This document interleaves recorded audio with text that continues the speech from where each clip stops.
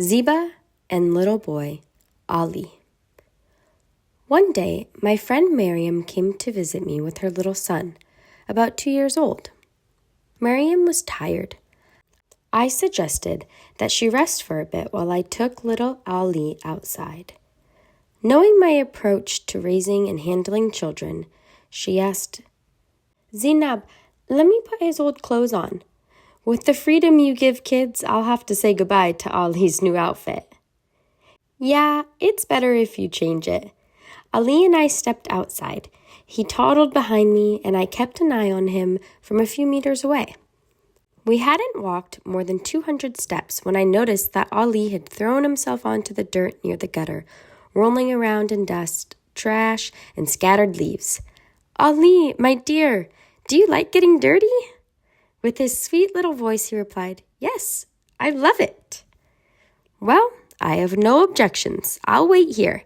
Whenever you're done playing, let me know." But little Ali didn't seem to get tired of his fun. He screamed with happiness, rolling more and more in the dirt and trash, and since I wasn't stopping him, he kept going, enjoying himself to the fullest. His face, hair, and clothes were all covered in dirt. I simply leaned against a nearby tree, quietly watching and occasionally laughing. Ali was so full of excitement, kicking and shouting with joy. When I realized that this little guy wasn't planning to stop anytime soon, I continued on my way. As soon as Ali saw that I was leaving him behind, he quickly got up, all dirty, and started following me. Everyone was staring at him. I didn't hold his hand and wanted him to go wherever he liked.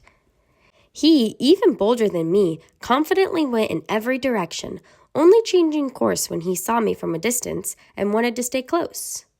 Passerby looked at us in surprise, probably thinking of me as a careless mother for letting my child roam around so dirty and unkept in public. We reached the main street. I thought to myself, could he suddenly run toward the cars? But I didn't want to dwell on that fear. "Ma'am, hold your child's hand. He might run under a car." "I don't want to hold his hand. He can take mine whenever he wants." For now, you can see that this little guy considers himself more capable than me. Don't worry about him running into traffic. It's your fears and worries that create such terrible accidents. In nature, there's nothing inherently terrifying. I said these things, but deep down, I still felt scared. Fear of everything that had been taught to me as fear. So I anxiously kept a watchful distance from Ali. He glanced at the street and the cars, then turned back toward me. We entered a bakery to buy some bread. There was a long wooden bar between the baker and the customers, preventing entry into the baking area. Ali, without hesitation, crawled under the bar and headed toward the oven. I calmly observed.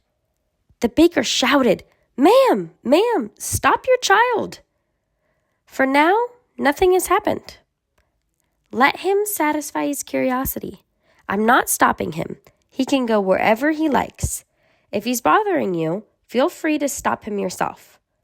Some of the customers said, "What do you mean, lady? You're going to let him get burned? What kind of logic and parenting is this?" Look, I'm not trying to convince you. Please don't give me any advice either. We've all heard plenty of these tips, and so has Ali's mom. I'm not stopping you from saying anything to him. Feel free to talk to Ali. But I wanted him to experience freedom without restrictions, even if it's just for a short time. This experience will leave a lasting impression on him, and these engraved memories shape the future. The baker patiently guided little Ali back outside, and after a short while he returned to me, and together we headed home.